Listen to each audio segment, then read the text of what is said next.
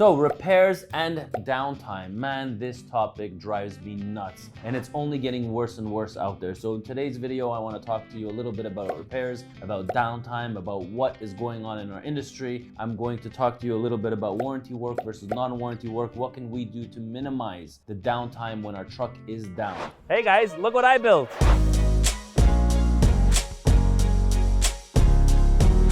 I've been working in this industry for about 16 years now. I chose to devote some time to helping others through this channel since I've seen truckers being exploited by our own industry providers for far too long.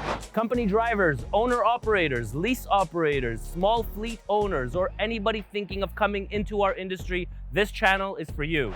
Make sure you're a subscriber to this channel and hit that bell notification so you can keep up to date on the latest information on North American trucking. So let's start off with the traditional owner-operator that breaks down. We don't know what's wrong with the truck, but it's broken down. Now he needs to find himself a tow. Well, in most cases, he's gonna tow that truck to the nearest Volvo or Freightliner or Kenworth or whichever truck you guys have. You'll tow it to the nearest place or you'll tow it to one of those smaller shops, mom and pop shops. But in most cases, you'll tow it to one of those big dealerships or these big shops. Now, in the most cases, you will receive, or when you call in or when you get there, they will tell you that, listen, we're really sorry, but our first available appointment is in about 5 or 6 days. Now you think to yourself, my God, 5 or 6 days, holy, how busy is this shop? But okay, you agree to it, you say, okay, 5 or 6 days. Now in 5 or 6 days, they will take the hour or 2 hours or 3 hours to diagnose your truck. So they'll hook up to a computer, they'll tell you the fault codes, and these fault codes, you need these 6 parts. Now they're gonna source out the parts, but best case scenario, it's gonna take you another 5 or 6 days, sometimes a lot more, but best case scenario, you'll get the parts in about 5 or 6 days.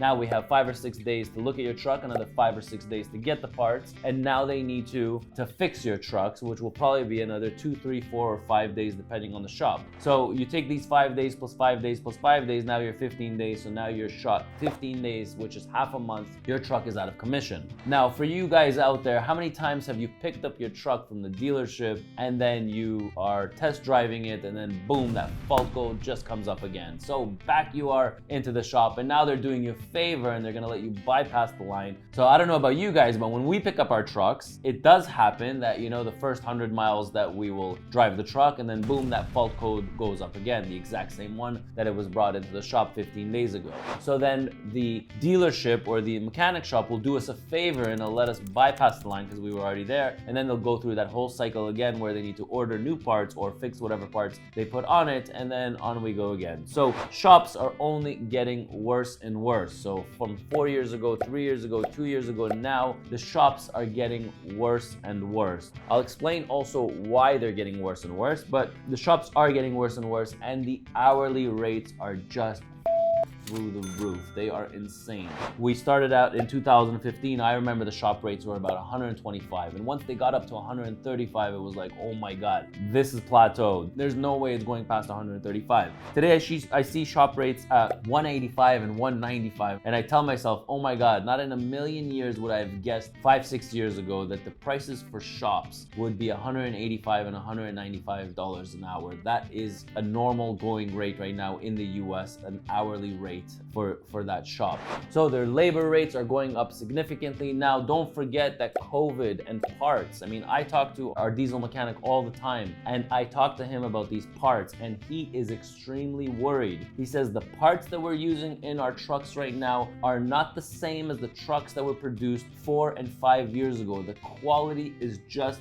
garbage. So you know what's going to happen. If the quality is garbage, that means it's not going to last as long. If it doesn't last as long, our trucks are going to be in these mechanic shops more and more and more, right? So as there was huge problems in 2020, 2021 with the COVID and all the shortage of parts, people just started producing parts at a much lower quality. So the quality went down, and when we put these things inside our trucks, there's going to be a problem in the next 2 or 3 years for sure, because these parts are not going to last and there are going to be more and more and more inside these shops. So if you think that the waiting time is long now, let's wait and see what happens at this time end of next year.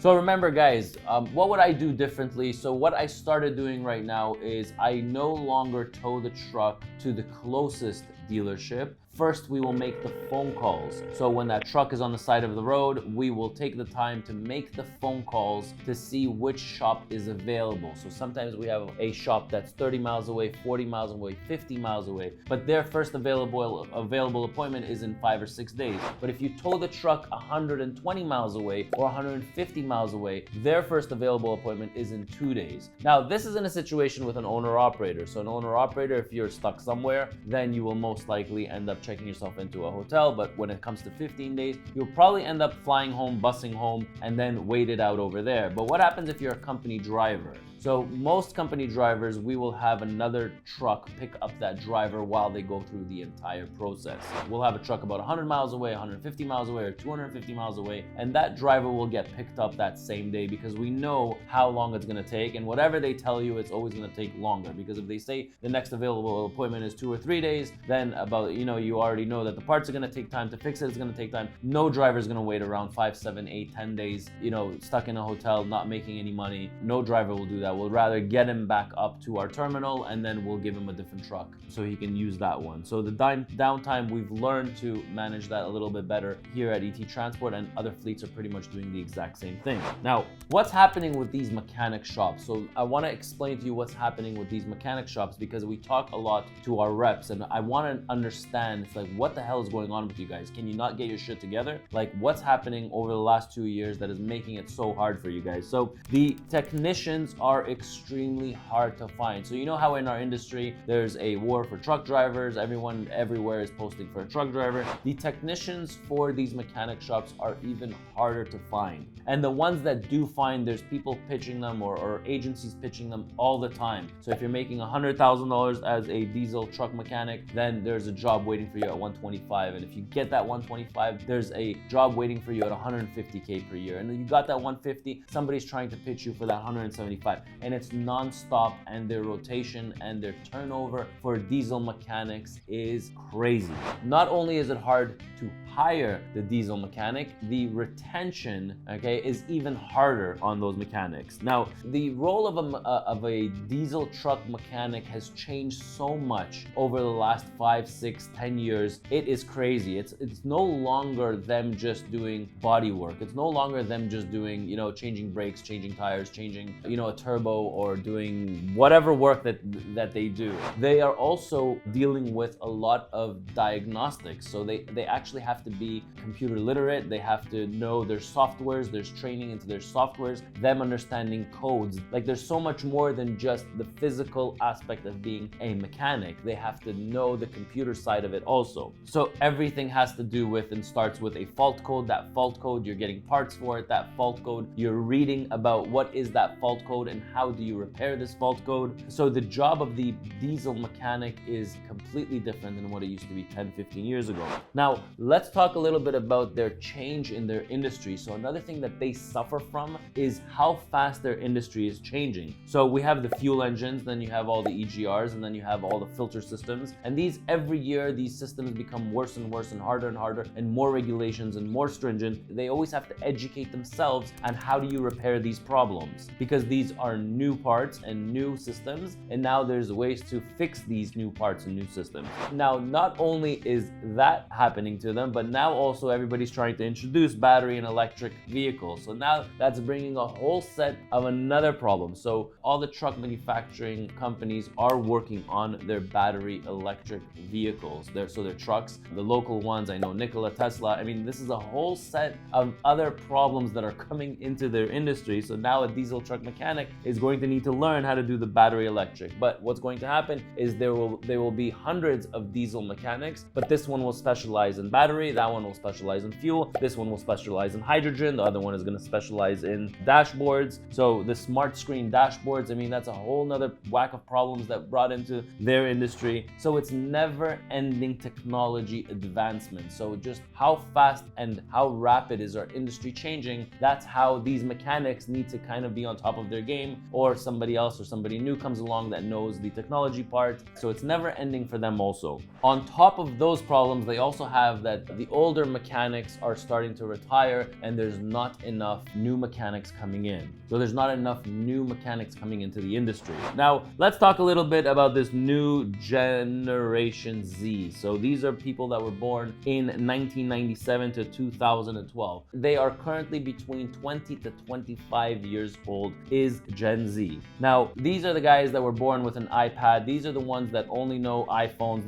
Everything is about them. It's all about physically, they don't want to work. They don't want to do anything. They just want to be in front of their TVs, their iPads. I'll just give you a quick story. I mean, I remember when I was 12, 13, and 14 years old, I remember I couldn't wait for a snow day. A snow day for me meant a lot of money. So I used to go door knocking and I used to clean people's driveways. So in a full day, and I used to charge $20 back then. And I used to do about 10, 12 houses. I used to make about $250, $260 every snow day. Now for me back then, as a 14-year-old kid, that was a lot of money. I can assure you that I live in a neighborhood right now and it's not such a prestigious neighborhood. There's nobody knocking on my doors to clean the driveway. I wait for people to come and nobody, not even once. I've lived in this neighborhood for 2 years. Not once have I gotten a kid that came to knock on my door that wants to clean the driveway. What the hell are these kids doing and where are they getting their money from? Well, that's a story for another video. But yeah, so definitely this Generation Z is not coming into the workforce. All they want to do is dance and make TikToks all day long. It's definitely putting a strain on the 65-year-olds, 66, 67-year-olds, the ones that want to retire, but their companies literally will not allow them to retire because there's nobody that's going to replace them. And that's why you see the huge influx in the labor rates for all these mechanic shops. I'm Ronen. Hopefully you learned something from this video. Don't forget to like and subscribe. I'm Ronen, R-O-N-E-N, and I'll catch you in my next video.